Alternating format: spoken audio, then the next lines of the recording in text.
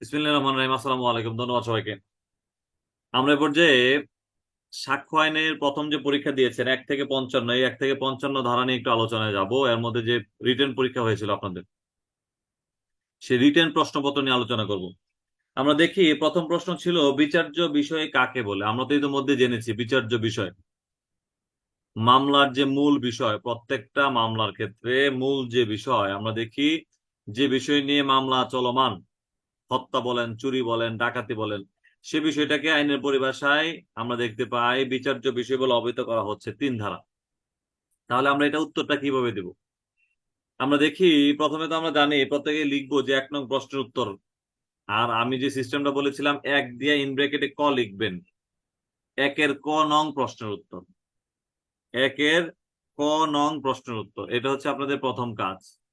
লিখে আন্ডারলাইন দিলেন, দেন লিখবেন বিচার্য বিষয়। বিচার্য বিষয়ে একটা হেডিং হবে। দেন লিখবেন যে সাক্ষ্য আইনের 3 ধারা পর্যালোচনায় দেখা যায় বিচার্য বিষয় সম্পর্কে আলোকপাত করা হয়েছে। 3 ধারা অনুসারে সাক্ষ্য আইনের 3 ধারা অনুসারে বিচার্য বিষয় নিম্নরূপ। আমি যা যা বললাম এভাবে আলোচনা করবেন। দেন নিচে সাক্ষ্য আইনের 3 ধারা লিখবেন। এখানে অন্য কোনো ধারা ইনক্লুড করার দরকার নাই। বারবার বলে রাখি, যতটুকু প্রশ্ন করবে ঠিক ততটুকুর উত্তর দিব। এর অতিরিক্ত কোনো উত্তর আমরা দিব না। অন্য কোনো আইন সংশ্লেষ আমরা করব না। শুধুমাত্র যদি প্রবিধান থাকে সেটা সংশ্লেষ করবো, দ্যাট মিনস সংযুক্ত করবো। বুঝাচ্ছে? তাহলে বিচার্য বিষয়ের সাথে তো অন্য কোনো আইন সংশ্লেষ নাই। এ পর্যন্ত আমরা থাকবো। এরপর আমরা জানি যে সাক্ষ্য আইন কোথায় প্রযোজ্য হয়, কোথায় প্রযোজ্য হয় না আলোচনা করুন। আমরা ইতিমধ্যে জেনেছি সাক্ষ্য আইনের 1 ধারা। তাহলে এই প্রশ্নের উত্তরটা আমরা কি লিখবো? আমরা লিখবো যে প্রশ্নানুসারে সাক্ষ্য আইন কোথায় প্রযোজ্য হয়, কোথায় প্রযোজ্য হয় না নিম্নে আলোচনা করা হলো। এরপর আমরা কি দিব? সাক্ষ্য আইনের 1 ধারা পর্যালোচনায় দেখা যায় যে সাক্ষ্য আইন বাংলাদেশে বলবৎ সমগ্র আদালতে প্রযোজ্য হবে, তবে 3টা ক্ষেত্রে প্রযোজ্য হবে না। ক্ষেত্রটা কি কি? সামরিক আদালত, সেনা, নৌ, বিমান, 3 বাহিনীর যে আদালত, সে আদালতে এই আইন প্রযোজ্য হবে না। এছাড়া আমরা জেনেছি সালিসি বিচারের ক্ষেত্রে প্রযোজ্য হবে না। আর জেনেছিলাম এফিডেভিট বা হলফনামার ক্ষেত্রে প্রযোজ্য হবে না। তাহলে এই 3টা ক্ষেত্রে প্রযোজ্য হবে না। নিচে সর্বোপরি ধারা দিব 1 ধারা, অন্য কোনো কিছু দেওয়ার দরকার নেই, 1 ধারা। তাহলে আমরা এইভাবে লিখতে থাকবো। দেন আমরা দেখি সাক্ষ্য কাকে বলে, এটা আমরা জেনেছি। সাক্ষ্য ধারা কত ধারা আমরা পড়েছি? 3 ধারায়। আপনারা অনেকে খুব সুন্দর উত্তর দিয়েছেন, হাতের লেখা ভালো। অনেকের হাতের লেখাটা একটু দুর্বল আছে। আপনি তো এখন চাইলেও এটা সবল করার সুযোগ না। হঠাৎ করে কি সবল করতে পারবেন? এটা আমরা এই এতদিন যাবত লিখে আসছি। তবে সেই লেখাটাকে যেন একটু ডেকোরেশনটা সুন্দর হয়, দেখতে যেন একটু সুন্দর লাগে। প্রতিদিন আমি বলি যে মানুষ যেমন হোক না কেন, আপনার ড্রেস আপ গেটআপে সুন্দর লাগবে আপনি কেমন প্রকৃতির লোক, আপনার ওয়েল বিহেভিয়ার। সো আপনি যেমনই লেখা হোক না কেন সেটা একটু ডেকোরেশনটা সুন্দর রাখবেন। সামনে পিছনে ডানে বামে লেখাটা একটু ফাঁকা ফাঁকা করবেন। একটা প্যারা লেখা শেষে আরেকটা প্যারা যখন শুরু করবেন অবশ্যই 2 আঙ্গুল গ্যাপ রাখবেন। দেন আরেকটা প্যারা শুরু করলেন।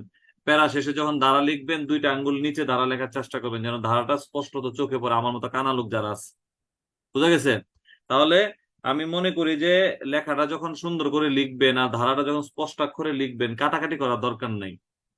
একটু আস্তে লিখলেন, কাটাকাটি করার দরকার নাই। তাহলে আশা করি যে আপনাদের লেখাটার দৃশ্যত সুন্দর হবে এবং রেজাল্ট ভালো আসবে। তাহলে যেখানে ছিলাম যে আমরা সাক্ষ্য কাকে বলে 3 ধারা আমরা জেনেছি। অনুমান করতে পারে, অনুমান করবে, অনুমান চূড়ান্ত প্রমাণ আলোচনা করুন। আপনাদের কিন্তু যখন এই ধারাটা পড়ায়, 4 ধারাটা পড়ায়, এই 4 ধারা পড়ানোর সময় আমরা ইতিমধ্যে জেনেছি যে অনুমান করতে পারে কোন কোন ধারায়, অনুমান করবে কোন কোন ধারায়, অনুমান চূড়ান্ত প্রমাণ কোন কোন ধারায়, খণ্ডনীয় অনুমান, অখণ্ডনীয় অনুমান আর হচ্ছে চূড়ান্ত প্রমাণ, এই বিষয়ে ধারাগুলো আমরা জেনেছি। তাহলে অনুমান করতে পারে যে আলোচনাটা করবেন এর মধ্যে ধারা দিয়ে দিবেন যে এত থেকে এত ধারা পর্যন্ত ইহা বর্ণিত আছে। অনুমান করতে পারে এত থেকে এত ধারা, অনুমান করবে এত থেকে এত ধারা, এবং চূড়ান্ত প্রমাণ এত থেকে এত ধারা। এই ধারাগুলো আমরা একটু দিয়ে দিব। তাহলে বিষয়টা, ধারা আপনি সঠিক লিখছেন, মূল বিষয়টাও সঠিক লিখছেন, তবে ইনক্লুডিং যে বিষয়টা বললাম এই বিষয়টি সংযুক্ত করে দেন, তাহলে দেখতে সুন্দর লাগবে। বুঝা যাচ্ছে? দেন আমরা দেখতে পাই 2 নাম্বার প্রশ্নে বলা আছে সাক্ষ্যের প্রাসঙ্গিকতা। এটা নিয়ে অনেকে প্রশ্ন করেছেন যে সাক্ষ্যের প্রাসঙ্গিকতা কি স্যার, আমি তো বুঝি না, এটা উত্তর লিখতে পারতেছি না। সাক্ষ্যের প্রাসঙ্গিকতা এটা হচ্ছে একটা অধ্যায় ভিত্তিক প্রশ্ন। আমাদের এখন অধ্যায় ভিত্তিক প্রশ্ন আসে, তাই নয় কি? সেই জন্য আমরা একটু অধ্যায় ভিত্তিক প্রশ্ন, যেহেতু এটা একটু আলোচনা করব। আমরা দেখি অধ্যায় ভিত্তিক প্রশ্নের মধ্যে সাক্ষ্যের প্রাসঙ্গিকতা সম্পর্কে 2য় অধ্যায়ে বর্ণিত আছে। কত অধ্যায়? 2য় অধ্যায়। এটাই লিখবো, সাক্ষ্যের প্রাসঙ্গিকতা। সাক্ষ্য যে সকল ক্ষেত্রে প্রাসঙ্গিক হবে সে সম্পর্কে বর্ণিত আছে সাক্ষ্য আইনের দ্বিতীয় অধ্যায়ে। সাক্ষ্য আইনের দ্বিতীয় অধ্যায় পর্যালোচনায় দেখা যায় যে সাক্ষ্য আইনের 5 থেকে 55 ধারা পর্যন্ত 5 থেকে 55 ধারা পর্যন্ত দ্বিতীয় অধ্যায় বর্ণিত আছে। দ্বিতীয় অধ্যায়ের মধ্যেই সাক্ষ্যের প্রাসঙ্গিকতা যদি সম্ভব হয় সেখানে লিখে দিবেন বিশেষ বিষয়ের প্রাসঙ্গিকতা, স্বীকৃতির প্রাসঙ্গিকতা, স্বীকারোক্তির প্রাসঙ্গিকতা, বিবৃতির প্রাসঙ্গিকতা। তারপর আমরা কি পড়েছি আরো, যেখানে রায়ের প্রাসঙ্গিকতা, যেখানে বিশেষজ্ঞের অভিমতের প্রাসঙ্গিকতা, আর হচ্ছে চরিত্রের প্রাসঙ্গিকতা সম্পর্কে আলোকপাত করা হয়েছে। এই বিষয়গুলো একটু আমরা লিখে দিব, তাহলে উত্তরটা অ্যাপ্রোপ্রিয়েট হয়ে গেল। দেন আমরা দেখবো, আবার একটু খেয়াল করেন, দ্বিতীয় অংশ আছে অজুহাত কিভাবে প্রাসঙ্গিকতা পায় আলোচনা করুন। এটা তো আমরা জেনেছি অজুহাতের প্রাসঙ্গিকতা। অজুহাত প্রাসঙ্গিকতা পায় সাক্ষ্য আইনের এক ধারা অনুযায়ী দুইটা ক্ষেত্রে, যদি বিচার্য বিষয়ের সাথে অজুহাতের গরমিল হয়, আর যদি বিচার্য বিষয়ের সাথে অজুহাত সম্পৃক্ত হয়ে সংযুক্ত হয়ে বিচার্য বিষয়ের অস্তিত্ব বা অস্তিত্বহীনতাকে সম্ভব অসম্ভব করে তোলে।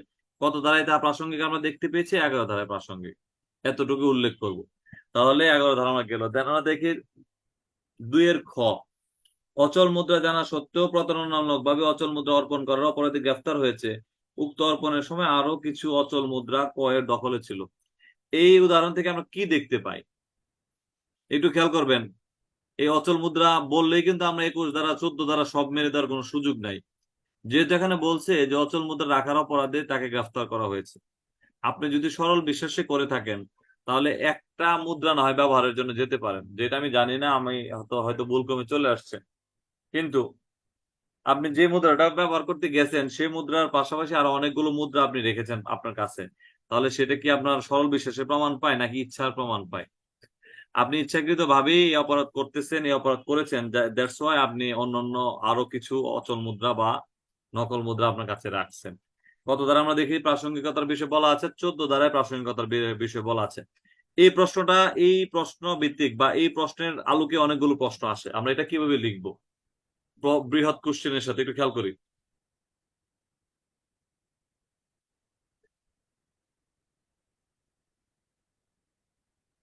আমরা যখন এই 2 এর খ নং প্রশ্ন উত্তর লিখবো, 2 এর ইনব্রেকেটে খ নং প্রশ্ন উত্তর দিয়ে তো আন্ডারলাইন দিলেন, দিয়ে লিখবেন প্রশ্নানুসারে।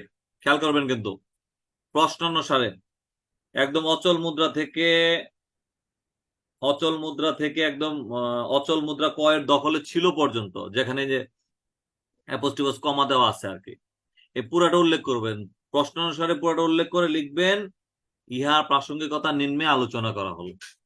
ইহার প্রাসঙ্গিকতা নিম্নে আলোচনা করা হলো। আর একটু যদি একটু বৃহৎ বলে আপনাদের সুবিধার্থে বলে রাখি, প্রশ্নানুসারে অচল মুদ্রা জানা সত্ত্বেও অন্য একজনকে প্রতারণামূলক ভাবে অচল মুদ্রা অর্পণ করার অপরাধে ক অভিযুক্ত হয়েছে। উক্ত অর্পণের সময় আরো কিছু সংখ্যক অচল মুদ্রা ক এর ছিল। উল্লেখিত বিষয়ের প্রাসঙ্গিকতা নিম্নে আলোচনা করা হলো। এই যে লিখলেন, দেওয়ার পর একটা আন্ডারলাইন দিলেন, একটা হেডিং হলো। দেন লিখবেন ধারা পর্যালোচনা। সাক্ষ্য আইনের 14 ধারা পর্যালোচনায় দেখা যায় যে ইচ্ছা জ্ঞান সরল বিশ্বাস অবহেলা হঠকারিতা, ইচ্ছা জ্ঞান সরল বিশ্বাস অবহেলা হঠকারিতা, মনের বা দেহের অবস্থা এই সম্পর্কিত বিষয়ের প্রাসঙ্গিকতা সম্পর্কে 14 ধারায় আলোকপাত করা হয়েছে। দেন লিখবেন, খেয়াল করেন কিন্তু ধারা পর্যালোচনায় দেখা যায় যে জনৈক ব্যক্তি অচল টাকা রাখার অপরাধে গ্রেফতার হয়েছেন। তার নিকট ইতিপূর্বেও অচল টাকা ছিল বা তার নিকট গ্রেফতার কালেও আরো অধিক সংখ্যক অচল টাকা রক্ষিত ছিল। তার উল্লেখিত কার্যক্রম ইচ্ছা রূপে আদালতে প্রাসঙ্গিক বলে বিবেচিত। কি রূপে হবে? ইচ্ছা রূপে প্রাসঙ্গিক, অর্থাৎ তার কর্মকাণ্ডটা সে ইচ্ছাকৃত ভাবেই করেছে। যদি ইচ্ছাকৃত না করতো তাহলে একটা টাকা থাকতে পারতো যেটা নকল, কিন্তু একাধিক টাকা থাকা, নকল টাকা থাকা মানে তার ইচ্ছার বহিঃপ্রকাশ। সেই জন্য ইচ্ছারূপে প্রাসঙ্গিক নিচে লিখে দিবেন সাক্ষ্য আইনের 14 ধারা, শুধু এতটুকু লিখবেন। আর যদি তাও না পারেন আপনারা এতটুকু লিখবেন যে সাক্ষ্য আইনের 14 ধারা পর্যালোচনায় দেখা যায় অচল মুদ্রা রাখার অপরাধে কাউকে গ্রেফতার করা হয়েছে, সে টাকার পাশাপাশি তার কাছে আরো কিছু অচল মুদ্রা পাওয়া যায়। উল্লেখিত বিষয়টি তাহার ইচ্ছার বহিঃপ্রকাশ মর্মে পরিলক্ষিত। যেহেতু ইচ্ছার বহিঃপ্রকাশ মর্মে পরিলক্ষিত, সেহেতু উল্লেখিত বিষয়টি সাক্ষ্য আইনের 14 ধারা মোতাবেক প্রাসঙ্গিক। দিয়ে সাক্ষ্য আইনের 14 ধারা নিম্নে দিয়ে দিলেন। তাহলে আপনার মূল বিবেচ্য বিষয় হচ্ছে যে ধারাটা ট্রেস করা এবং সে ধারাটায় কোন অংশ বা কোন শব্দরূপে এটা প্রাসঙ্গিক হবে, কোন বিষয় ইহা প্রাসঙ্গিক হবে সেই বিষয়টা উত্তোলন করা। এ হচ্ছে আপনার পরীক্ষার খাতায় উঠিয়ে দিবেন যে 14 ধারা অনুযায়ী প্রাসঙ্গিক হবে। এর বেশি কিছু আপনার জানা দরকার নাই, বেশি কিছু আপনি মাথায় নিয়ে প্রেশার নিবেন না। তাহলে আমরা যখন এই উদাহরণ ভিত্তিক প্রশ্ন আসবে তাহলে প্রশ্নানুসারে লিখে উদাহরণটা উঠিয়ে প্রাসঙ্গিকতা সম্পর্কে আলোকপাত করা হলো। এরপর ধারা পর্যালোচনা দিয়ে যে এই ধারায় প্রাসঙ্গিক বলে বিবেচিত হয় বা অনুমিত হয় বা পরিলক্ষিত হয় দিয়ে উত্তর শেষ করে দিবেন সাক্ষ্য আইনের এত ধারা।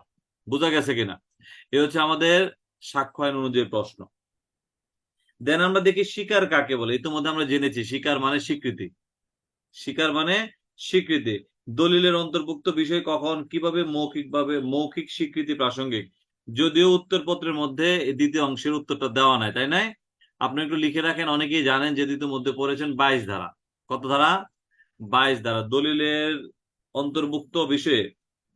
অন্তর্ভুক্ত বিষয়ে মৌখিক স্বীকৃতি প্রাসঙ্গিক হয় কখন? যখন সে বিষয়ে তিনি মৌখিক স্বীকৃতি দেওয়ার যোগ্যতা রাখেন, যখন দলিলটা অকৃত্রিমতা নিয়ে প্রশ্ন ওঠে, সেক্ষেত্রে মৌখিক স্বীকৃতি দিতে পারেন। দেন আমরা দেখি দুঃস্বীকার কাকে বলে। এটা আমরা জেনেছি। দুঃস্বীকার কত ধারায় আমরা জেনেছি? স্বীকারোক্তিমূলক জবানবন্দি। স্বীকারোক্তিমূলক জবানবন্দি। এই স্বীকারোক্তিমূলক জবানবন্দি সর্বশেষ দেখেন আরেকটা বিষয় বলা আছে, এটার উত্তরটা দেওয়া নাই। স্বীকারোক্তি অন্য কোনোভাবে প্রাসঙ্গিক না হলে কেবল গোপনীয়তার প্রতিশ্রুতির দরুন অপ্রাসঙ্গিক হবে না। তাহলে এটা কত ধারা আমরা দেখি? 29 ধারা। অবশ্যই এটা লেখার পাশাপাশি আপনারা শর্তগুলো দিতে হবে যে প্রশ্নানুসারে দিবেন। প্রশ্নানুসারে স্বীকারোক্তি অন্য কোনোভাবে প্রাসঙ্গিক হলে কেবল গোপনীয়তার প্রতিশ্রুতিতে অপ্রাসঙ্গিক হবে না, নিম্নে ইহা আলোচনা করা হলো বা নিম্নে ইহার প্রাসঙ্গিকতা আলোচনা করা হলো। এরপরে দেখবেন ধারা 29 পর্যালোচনায় কি কি পাইছেন, কি কি শর্ত পাইছেন, পাওয়ার পরে নিচে দিবেন আলোচ্য বিষয়টি সাক্ষ্য আইনের 29 ধারা মোতাবেক আদালতে প্রাসঙ্গিক হবে। বুঝা যাচ্ছে? দেন আমরা দেখি দলিল কাকে বলে। স্বীকৃতি চূড়ান্ত প্রমাণ নয়, তবে মামলা প্রমাণে বাধা সৃষ্টি করে। দলিল 3 ধারা, স্বীকৃতি 31 ধারা। এটা আমরা অনেকেই জানি। ছোট্ট প্রশ্ন, অপ্রমাণিত কাকে বলে? 3 ধারা। এরপর কি দেখতে পাই আমরা? সাক্ষ্য আইনের কোন বিধান মোতাবেক দ্বিতীয় মামলার রায় নিষিদ্ধ করার জন্য প্রথম মামলার রায় প্রাসঙ্গিক হয়? দ্বিতীয় মামলার রায় নিষিদ্ধ করার জন্য প্রথম মামলার রায় প্রাসঙ্গিক সাক্ষ্য আইনের কত ধারা অনুযায়ী? আমরা দেখি 40 ধারা। ইতিমধ্যে আমরা জেনেছি যেখানে একই বিষয়ে কোনো মামলা রুজু হয় সে বিষয়ে প্রথম মামলার রায়টা দ্বিতীয় মামলার রায় নিষিদ্ধকরণের জন্য ব্যবহৃত হয়ে থাকে 40 ধারা অনুযায়ী। তাহলে এই প্রশ্নটা আপনাদের মধ্যে যদি আমরা বলি কিভাবে লিখবেন, প্রশ্ন করা হলে অবশ্যই লিখবেন যে প্রশ্নানুসারে দ্বিতীয় মামলার রায় নিষিদ্ধকরণের জন্য প্রথম মামলার রায় যে ক্ষেত্রে প্রাসঙ্গিক নিম্নে আলোচনা করা হলো। সাক্ষ্য আইনের 40 ধারা পর্যালোচনায় দেখা যায় একই বিষয়ে যখন দ্বিতীয় মামলা রুজু হয়, প্রথম মামলা যে একই বিষয়ে প্রথম রুজুকৃত মামলার রায় দিয়ে দ্বিতীয় মামলার রায় নিষিদ্ধ করা সম্পর্কিত বিষয়ে আলোকপাত করা হয়েছে। মূলত দ্বিতীয় মামলাটাকে নিষিদ্ধ করার জন্য প্রথম মামলার রায়টা এখানে ব্যবহারযোগ্য। অতএব আলোচ্য বিষয়টি সাক্ষ্য আইনের 40 ধারা অনুযায়ী প্রাসঙ্গিক বলে বিবেচিত। বুঝা যাচ্ছে? দেন আমরা দেখি সর্বশেষ প্রশ্ন যদি আমরা দেখি মৃত্যুকালীন ঘোষণা কাকে বলে? আপনারা সবাই জানেন, সহজ প্রশ্ন। সাক্ষ্য আইনের প্রথমে এই ধারাটা পড়ে ডাক্তার কর্তৃক মৃত্যুকালীন ঘোষণা লিপিবদ্ধকরণের পদ্ধতি আলোচনা করো। ডাক্তার যদি মৃত্যুকালীন ঘোষণা নেয়, ডাক্তার মৃত্যুকালীন ঘোষণা নিলে টিপসই বা স্বাক্ষর নেওয়া কি জরুরি কিনা এই বিষয়টা আপনারা জানেন কিনা? ডাক্তার মৃত্যুকালীন ঘোষণা নিলে টিপসই অথবা স্বাক্ষর নেওয়া জরুরি কিনা সে বিষয়ে আমরা কতটুকু জানি? আমরা দেখতে পাই পুলিশ যদি কেবল স্বীকারোক্তিমূলক জবানবন্দি নেয়, পুলিশ যদি কেবল স্বীকারোক্তিমূলক জবানবন্দি নেয় তাহলেই স্বাক্ষর করা বাধ্যতামূলক। এছাড়া অন্য কেউ নিলে স্বাক্ষর করা বাধ্যতামূলক নয়। বুঝা যাচ্ছে? তাহলে স্বীকারোক্তিমূলক জবানবন্দির পার্থক্যটা কোথায়? একটা হচ্ছে মৃত্যুকালীন জবানবন্দি, একটা হচ্ছে স্বীকারোক্তিমূলক জবানবন্দি। পুলিশ নিলে স্বীকারোক্তিমূলক জবানবন্দিতে স্বাক্ষর লাগে না, পুলিশেরটা লাগে না। কিন্তু মৃত্যুকালীন জবানবন্দি যদি পুলিশ নিয়ে থাকে সেটার মধ্যে স্বাক্ষর লাগে। ডাক্তার নিলে স্বাক্ষর দেওয়া বাধ্যতামূলক নয়। ধারা এঁকে দিবেন 32-1, প্রবিধান এঁকে দিবেন 266, কিন্তু শুধু ডাক্তার কথার উল্লেখ করবেন। রেজুজাল যা পদ্ধতি তা লিখে দিবেন। সূত্র থাকবে, তারিখ থাকবে, সাক্ষীদের নাম ঠিকানা থাকবে, ঘটনার বিবরণ থাকবে, স্বাক্ষর থাকবে, গ্রহণকারী স্বাক্ষর থাকবে। ঘটনা একই, শুধু ডাক্তার কথা লিখে দিবেন যা ধারা একই। ইতিমধ্যে আমরা জেনেছি 32-1, প্রবিধান 66। এছাড়া বিশেষজ্ঞের মতামত কাকে বলে? বিশেষজ্ঞের মতামত 45 ধারা অনুযায়ী, সাক্ষ্য আইনের 45 ধারা অনুযায়ী সুনির্দিষ্ট বিষয়ে বিশেষজ্ঞ, সুনির্দিষ্ট বিষয়ে বিশেষজ্ঞগণ যদি সুনির্দিষ্ট বিষয় সম্পর্কে মতামত প্রদান করেন, আইনের পরিভাষায় তাকে বিশেষজ্ঞের মতামত বলে অভিহিত করা হয়। আমরা কয়টা ক্ষেত্রে জেনেছি বিশেষজ্ঞগণ মতামত দিয়ে থাকেন? 13টি ক্ষেত্রে। কতটা ক্ষেত্রে? শম্ভু, কতটা ক্ষেত্রে বিশেষজ্ঞগণ মতামত দিয়ে থাকেন? 13টি ক্ষেত্রে বিশেষজ্ঞগণ মতামত দিয়ে থাকেন। 13টি ক্ষেত্রে ইতিমধ্যে কিন্তু আমরা পড়েছি। তাহলে এই বিশেষজ্ঞগণ যে 13টি ক্ষেত্রে মতামত দেন আইনের পরিভাষায়, সেটাকে বিশেষজ্ঞের মতামত বলে অভিহিত করা হয়। আর সাক্ষ্য আইন অনুযায়ী জীবিত লোকের অভিমত আদালতে প্রাসঙ্গিক কত ধারায়? এটা আপনারা পড়েছেন 51 ধারা অনুযায়ী সেই মতামত প্রাসঙ্গিক বলে বিবেচিত, সাক্ষ্য আইনের 51 ধারা অনুযায়ী। তো ধন্যবাদ সবাইকে। আমরা এখন নতুন প্রশ্নে যাব। আমরা ইতিমধ্যে সাক্ষ্য আইনের 125 ধারা পর্যন্ত পড়েছি, আজকে 126 ধারা থেকে শুরু করব। ধন্যবাদ সবাইকে।